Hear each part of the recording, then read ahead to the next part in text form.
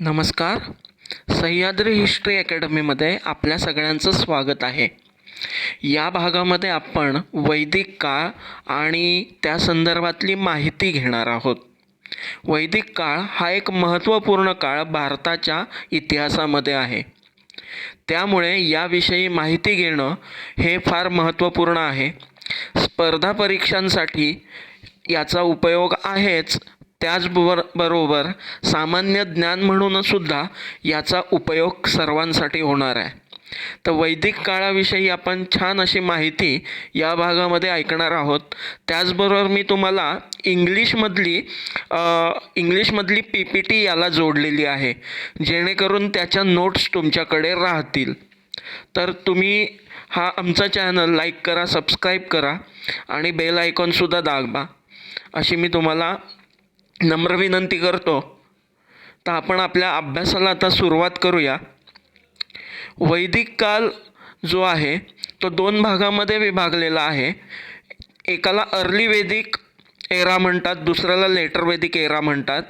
Early वेदिक era म्हणजे हा वैदिक काळ आहे आणि लेटर वेदिक एरा म्हणजे उत्तर वैदिक काळ आहे. ही थोडी माझ्याविषयी माहिती यामध्ये दिलेली आहे. मी श्रीकांत देवेंद्र जोशी, इतिहासाचा अध्यापक आहे. माझा चॅनल लाईक करा, सबस्क्राईब करा आणि बेल आयकॉनसुद्धा दाबा. आमच्या यूट्यूब चॅनलचं नाव आहे सह्याद्री हिस्ट्री TV. आमच्या संस्थेचं नाव आहे सह्याद्री हिस्ट्री अकॅडमी. धन्यवाद. आता आपण पुढचा भाग सुरू करूया. वैदिक काळ जो आहे त्या वैदिक काळामध्ये सगळ्यात महत्त्वाचं आहे ते 7 नद्या आहे, ज्याला सप्त सिंधूचा प्रदेश असं म्हटलं जातं. सिंधू, सरस्वती, शतद्रू, विशापा, पुरुष्णी, अस्किन तथा वितस्ता या 7 नद्यांच्या किनाऱ्याला जी संस्कृती उदयास आली तिला वैदिक संस्कृती असं म्हणतात. आता सगळ्यात महत्त्वाचं म्हणजे असं की आर्य कोण होते हा प्रश्न वारंवार आपल्या सगळ्यांना विचारला जातो. तर आर्य कोण होते या संदर्भातली मी एक महत्त्वाची आणि डिटेल अशी एक क्लिप मी आपल्या चॅनलवर पूर्वी टाकलेली आहे. हिंदीमधली क्लिप आहे, आपण ती बघू शकता. विथ एव्हिडन्स मी दिलेला आहे. तर माझ्या मते माझं स्वतःचं वैयक्तिक मत आहे, आर्य हे मूळ भारतीय आहे. डॉक्टर गंगनाथ झा आणि डॉक्टर शिंदे यांचं जे मत आहे त्या मताशी मी पूर्णपणे सहमत आहे. बाकी अभ्यासासाठी इतर मतं आपल्याला अभ्यासण्यास काही हरकत नाही. डॉक्टर गंगनाथ झा जे आहेत ते म्हणतात आर्य हे मूळ भारतीय आहे.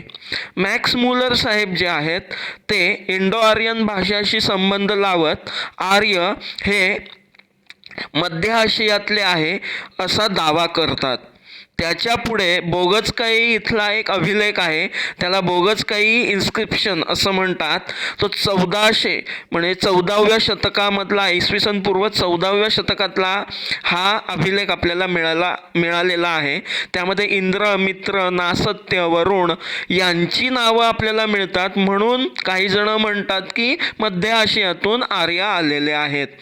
तर वैदिक काळ हा भारतीय इतिहासातला एक महत्त्वाचा काळ आहे आणि या वैदिक काळाचा जो काळ आहे तो 1500 BC ते 1000 BC म्हणजे इसवी सन पूर्व 1500 ते इसवी सन पूर्व 1000 असा जो काळ आहे त्याला ऋग्वेदिक काळ किंवा वैदिक काळ असं म्हणतात.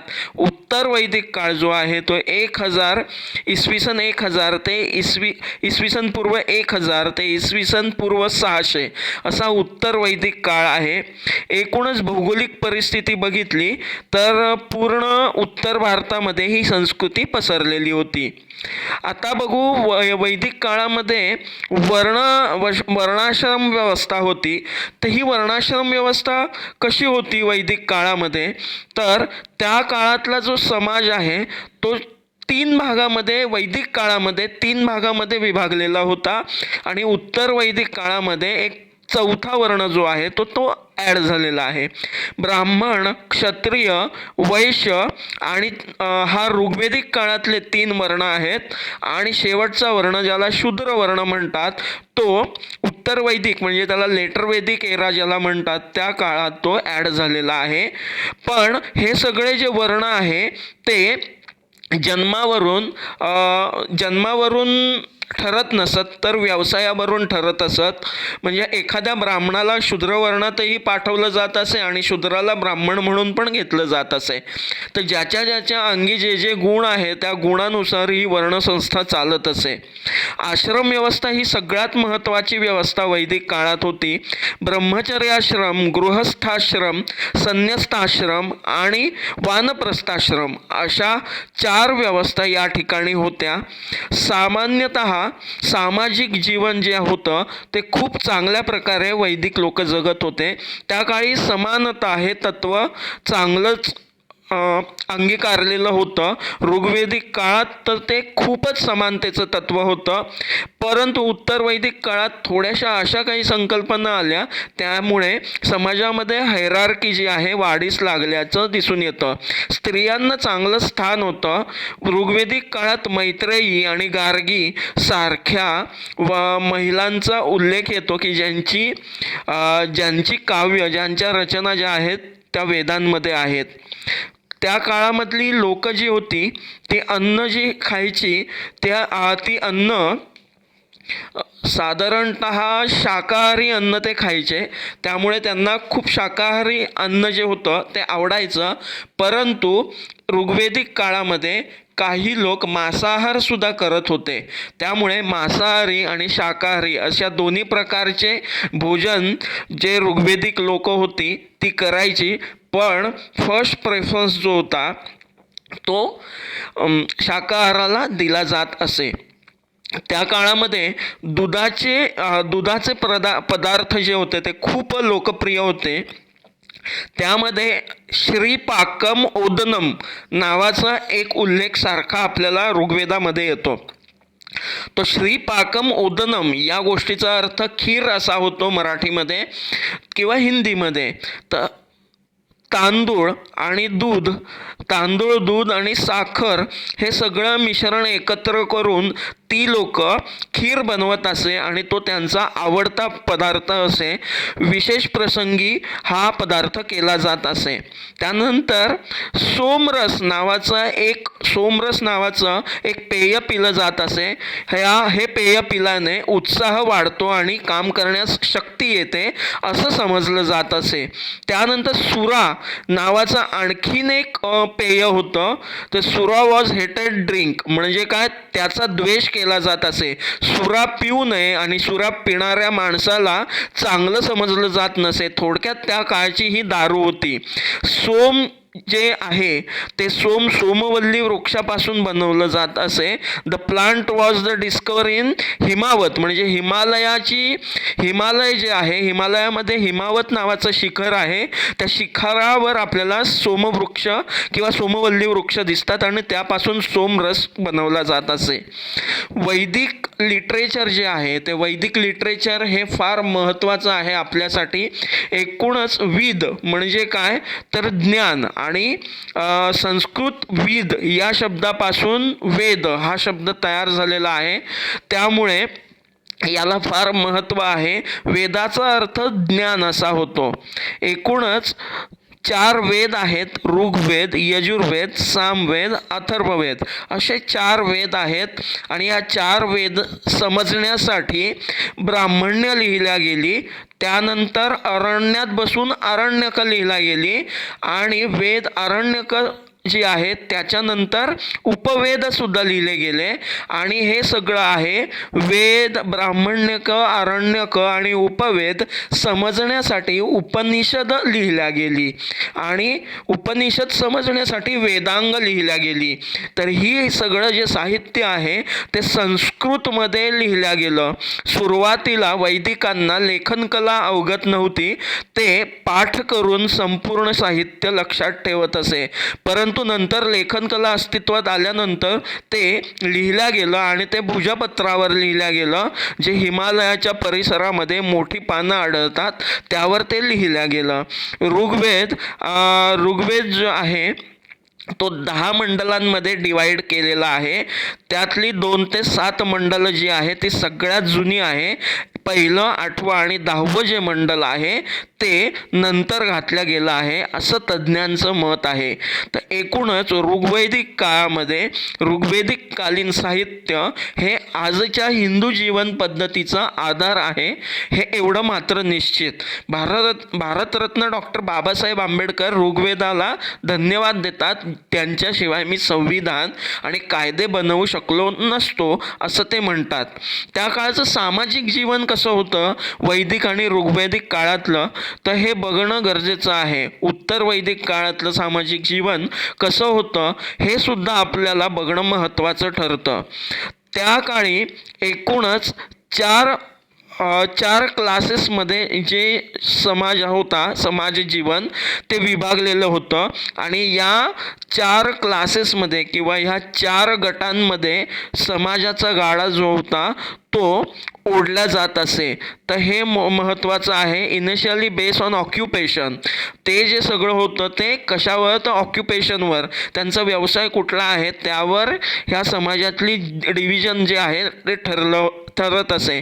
ऋग्वेदातील एका श्लोकामध्ये आपल्याला असं आढळून येतं, एकाच घरात ब्राह्मण, शूद्र, क्षत्रिय आणि वैश्य हे सगळे एकाच घरात राहत आहेत आणि ते मुलगा, बहीण, आई आणि वडील हे सगळे वेगवेगळ्या वर्णातले आहेत असा उल्लेख येतो. म्हणजे कामावरून वर्णव्यवस्था ठरत असे. वुमेन्स जे आहे ते enjoy the freedom and respect but their status, त्यांचं स्टेटस जे आहे ते लेटर वैदिक काळामध्ये कमी झाल्याचं दिसून येतं. पण ऋग्वेदिक काळामध्ये काय आहे, त्यांचं स्टेटस जे आहे, त्यांचं स्थान होतं ते समानतेवर होतं. हे महत्त्वाचं आहे. तर हे सगळ्यात महत्त्वाचं आहे की त्या काळची जी संस्था आहे, ऋग्वेदकालीन संस्था आहे ती पितृसत्ताक पद्धती आहे आणि तिथं जो घरातला कुटुंब प्रमुख असे त्याला गृहपती असं म्हटलं जात असे. एकूणच या सगळ्या महत्त्वाच्या गोष्टी आहेत आणि त्यासाठी आपल्याला लक्षात ठेवणं हे या गोष्टी महत्त्वाच्या आहेत. आपल्याला आता महाजनपदं बघायची आहेत. महाजनपदं ही फार महत्त्वाची आहे. एकूणच 16 महाजनपदं आहेत. तर बौद्ध साहित्य व जैन साहित्यामध्ये 16 महाजनपदं सांगितली आहेत आणि त्यातली 16पैकी 6 महाजनपदं दोन्ही साहित्यामध्ये बौद्ध साहित्यामध्ये आणि जैन साहित्यामध्ये सारखी आपल्याला दिसून येतात. म्हणजे बुद्धिस्ट साहित्यामध्ये अंगुत्तर निकाय नावाचा ग्रंथ आहे आणि त्या ग्रंथामध्ये ही 16 महाजनपदं आपल्याला सांगितलेली आहेत. त्यामध्ये काशी, कोशल, अंग, मगध, वज्जी, त्यानंतर मल्ल, त्यानंतर वत्स, चेदी, कुरु, त्यानंतर कंबोज, शौरसेन, अस्माक, अवंती, गांधार अशी 16 महाजनपदं वेगवेगळी आपल्याला सांगितली आहे. जैन ग्रंथामध्ये पण भगवती सूत्रामध्ये 16 महाजनपदं सांगितली आहेत. ही महाजनपदं जी आहेत ती काशी, कोशल, अंग, मगध, वज्जी, मल्ल, त्यानंतर वच्छ, अच्छ, बंग, त्यानंतर कोच्छ, मलाय, लोध, त्यानंतर मालवा, अवंती आणि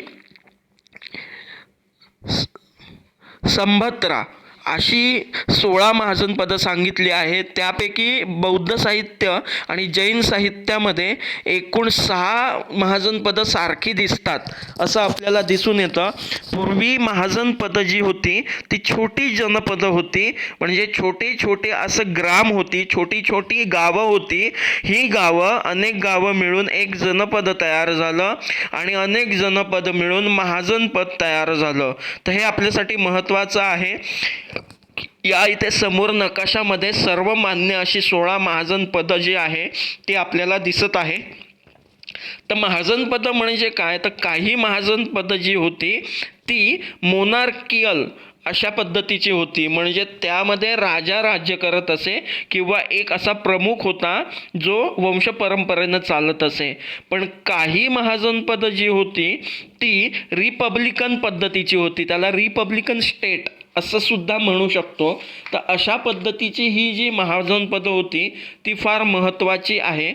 तर त्याविषयी आपण आत्ता थोडी माहिती घेतली. काही गणतंत्रात्मक प्रशासनिक व्यवस्था काही महाजनपदांमध्ये होती. त्यानंतर काही गणराज्य जी होती ती कशाप्रकारे चालायची, तर त्यांना त्या ठिकाणचे राजे जे आहेत ते लोक निवडून देत असे. कपिलवस्तू झालं, रामग्राम झालं, कुशीनगर, पावा, त्यानंतर पिप्पलीवन या अशांसारख्या ठिकाणी लोक जे आहेत ती लोक स्वतः राजा निवडून देत असे. त्यामुळे यांना गणतंत्रात्मक राज्यव्यवस्था होती. काही ठिकाणी पुरोहित प्रमुख असे, तर काही ठिकाणी राजा प्रमुख असे, काही ठिकाणी लोकनियुक्त राज्य असे. तर या सगळ्या गोष्टीमुळे महाजनपदांना प्राचीन भारतामध्ये फार महत्त्व आहे. ही महाजनपदं जी आहेत ती मोठी झाल्यानंतर मोठ्या राज्यामध्ये त्यांचं रूपांतर झाल्याचं आपल्याला दिसून येतं. मगध नावाचं एक राज्य होतं, त्याला ते एक महत्त्वाचं महाजनपद होतं असं म्हटलं जातं. हे जे मगध महाजनपद आहे ते नंतर मगध साम्राज्यामध्ये त्याचं रूपांतर झाल्याचं आपल्याला दिसून येतं. तर मगध साम्राज्य जे आहे ते आपल्या सगळ्यांना माहिती आहे. गुप्तांचं, मौर्यांचं जे मगध साम्राज्य होतं ते म्हणजे छोटं महाजनपद जे होतं ते मोठ्या साम्राज्यात रूपांतर झाल्याचं आपल्याला दिसून येतं. आता भौगोलिकदृष्ट्या मगधला एक विशिष्ट असं महत्त्व होतं. गंगा नदी या ठिकाणून वाहत होती, भरपूर जंगल होतं आणि जंगलाबरोबरच चांगल्या प्रकारचं धान्य उत्पन्न करणारं ठिकाण आणि जवळपास असणारे लोखंडाचे प्रचंड साठे, यामुळे मगधला एक वेगळं भौगोलिक स्थान होतं. या ठिकाणी हरियांक डायनेस्टी जी आहे, हरियांग डायनेस्टी जी आहे ती 544 इसवी सन पूर्व ते 512 यांनी या ठिकाणी मगध राज्याची स्थापना, साम्राज्याची स्थापना केली असं म्हटलं जातं. त्यानंतर शिशुनाग राजघराणं जे आहे, शिशुनाग डायनेस्टी 414 ते 344 इसवी सन पूर्व, तर ही डायनेस्टी पण महत्त्वाची आहे. त्यानंतर आलेली नंद डायनेस्टी महत्त्वाची आहे. यांनी मगध जे आहे त्या मगधच्या वैभवामध्ये भरच घातली. परंतु या सगळ्यांमध्ये सगळ्यात महत्त्वाचं राजघराणं जे होतं ते मौर्यांचं राजघराणं होतं आणि मौर्य राजघराणं हे सगळ्यात महत्त्वाचं राजघराणं होतं. आपण मौर्य राजघराण्याची वेगळी एक अर्धा तासाचं एक छानसं लेक्चर ऐकणार आहोत. पण याआधी आपल्याला ही छोटी जी राजघराणी होती, हरियांग डायनेस्टी, शिशुनाग डायनेस्टी आणि नंद डायनेस्टी, याविषयी माहिती करून घेणं आपल्याला क्रमप्राप्त ठरतं. त्यामुळे आपण सर्वप्रथम त्यांची माहिती करून घेणार आहोत. तर हरियांग डायनेस्टी जी आहे किंवा हरियंग डायनेस्टी जी आहे ती इसवी सन पूर्व 544 ते 512 या काळामध्ये ती सत्तेत होती. तर हे महत्त्वाचं आहे. तर तिच्याविषयी तिची जी स्थापना आहे ती बिंबिसार याने केलेली होती. तर बिंबिसार हा त्यांचा महत्त्वाचा राजा होता आणि त्याने बौद्ध साहित्यामध्ये दीपवंशामध्ये त्याचा उल्लेख येतो. तर हे फार महत्त्वाचं आहे. Actually originally founded in the 566 BC by the grandfather of the Bimbisara असं म्हणतात. साधारण जनरली बिंबिसारच्या आजोबांनी ही डायनेस्टी जी आहे स्थापन केली, पण त्याचा वास्तव संस्थापक बिंबिसार आहे असं म्हटलं जातं. तर बिंबिसार हा 544 ते 492 इसवी सन पूर्व या कालावधीमध्ये राज्यसत्तेत होता. त्यानंतर त्याने जे मतावलंबी होता तो बौद्ध धर्म मतावलंबी होता. त्याने काय केलं तर त्याने संपूर्ण साऊथ इंडिया जो आहे आणि उत्तर भारत आणि दक्षिण भारत यांच्यामधला जो व्यापार होता तो व्यापार जो आहे त्याच्या कंट्रोलमध्ये किंवा त्याच्या अंतर्गत चालत असे. तर राजगृह जी होती ती त्याची राजधानी होती आणि त्याने कोशल, वैशाली आणि मद्र ही जी महाजनपदं होती त्यांच्याबरोबर एक मोठी अलायन्स केली आणि मगध साम्राज्याची स्थापना केली. जनपद महाजनपद एकत्र करून मगध जे आधीच शक्तिशाली झालेलं होतं त्याचं साम्राज्यात रूपांतर करण्याचं श्रेय बिंबिसारला जातं. त्यानंतर अजातशत्रू हा या घराण्याचा एक महत्त्वाचा राजा होता. 492 ते 460 इसवी सन या कालावधीमध्ये त्याने राज्य केलं. त्याचबरोबर उदयन नावाचा राजासुद्धा यांचा महत्त्वाचा होता. तर 460 ते 444 इसवी सन पूर्व यांनी राज्य केलं. या घराण्याचा शेवटचा जो रूलर होता तो नागदसाग हा जो शेवटचा त्यांचा शासक होता. नागदशक असं त्याचं नाव आहे. नागदसाग किंवा नागदशक असं त्याला म्हणतात.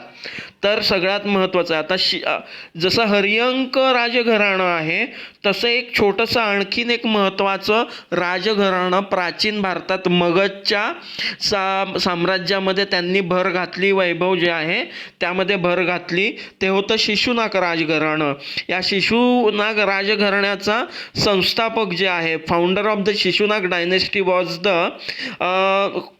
शिशुनाग हा जो होता तो स्वतः या घराण्याचा संस्थापक होता.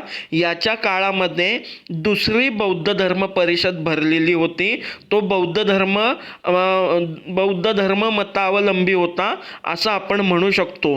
परंतु हे जे सगळे प्राचीन राजे होते ना ते सगळ्या धर्मांना अशा विशिष्ट प्रकारे स्थान देत होते. तर हे जे शासन होतं ते फक्त 2च जनरेशन चाललं. Last ruler of this dynasty was the Nandivardhan. तर नंदीवर्धन हा या घराण्याचा शेवटचा राजा होता. 2च वंश म्हणजे 2च जनरेशन जी आहे ती या राजघराण्याची अस्तित्वात होती.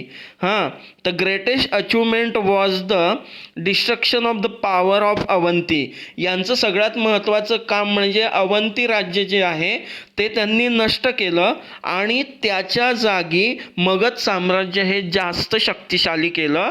तर हे यांचं एक महत्त्वाचं कर्तृत्व आहे. द शिशुनाग डायनेस्टी एक महत्त्वाची डायनेस्टी आहे जिने मगध राज्यामध्ये जे आहे मगध राज्य आणखीन प्रभावशाली केलं आणि त्यांना एका राज्यापासून मुक्ती मिळवून दिली आणि ते मगध साम्राज्यात विलीन केलं. म्हणजे अवंती राज्य जे आहे ते मगध साम्राज्यात विलीन करून टाकलं. तर ही त्यांची महत्त्वाची कामगिरी आहे. असं म्हणतात की नमस्कार, शिशुनाग मी श्रीकांत देवेंद्र जोशी. सह्याद्री हिस्ट्री अकॅडमी हा चॅनल मी आपल्या सगळ्यांसाठी सुरू करत आहे. हा चॅनल जो आहे हा अबाल वृद्धांसाठी आहे. स्पर्धा परीक्षा करणारे, ज्यांना इतिहासाची आवड आहे, त्यांना वेगळी माहिती ऐकण्याची आणि अभ्यासण्याची आवड आहे, अशा सगळ्यांसाठी हा चॅनल जो आहे तो खूप उपयोगी आहे. इतिहासाची वेगवेगळी माहिती या चॅनलवरून मी तुम्हाला वेळोवेळी पुरवणार आहोत. या चॅनलवरून मी इंग्लिश, हिंदी आणि मराठी या 3ही भाषांमध्ये तुम्हाला ही माहिती देणार आहोत. मी केलेलं संशोधन, त्यानंतर मी केलेला अभ्यास, त्यानंतर माझी लेक्चर, अशा वेगवेगळ्या पद्धतीनं मी तुमच्यापर्यंत अभ्यासपूर्ण माहिती पोहोचवणार आहोत. यामध्ये मी अगदी ज्या ठिकाणी ज्या स्थळामध्ये इतिहास घडलाय त्या स्थळावर जाऊन त्याची माहिती तुम्हाला अभ्यासपूर्ण रीतीने तुमच्यापर्यंत पोहोचवण्याचा प्रयत्न करणार आहे. त्यामुळे हा जो चॅनल आहे तो MPSC, UPSC, 10वी 12वी शालेय विद्यार्थी, त्यानंतर इतिहासाची अभ्यास असणारे प्रत्येक विद्यार्थी, NDS, CDS एक्झाम, या सगळ्यांसाठी हा माझा चॅनल आहे तो उपयोगी ठरणार आहे. आपण सगळे जे विद्यार्थी आहेत, जे इतिहासाचे अभ्यासक आहेत, जे इतिहास प्रेमी आहेत, असे सगळे माझ्या या चॅनलला भरभरून प्रतिसाद देतील अशी मी अपेक्षा करतो. हा चॅनल फक्त आणि फक्त सगळ्या इतिहास प्रेमी, इतिहास विद्यार्थ्यांसाठीच मी सुरू केलेला आहे. त्यामुळे तुम्ही नक्की या चॅनलला लाईक करा, सबस्क्राईब करा, बेल आयकॉन दाबा आणि शेअर सुद्धा करा. आपला Shrikant Devendra Joshi. Good evening everybody. My name is Shrikant Devendra Joshi. I am a student of history and also lecturer of history. this channel for all history students when they are from any institute, any university, any age. This channel for you. Thank you. Please like, subscribe and press the bell icon and share it, this channel.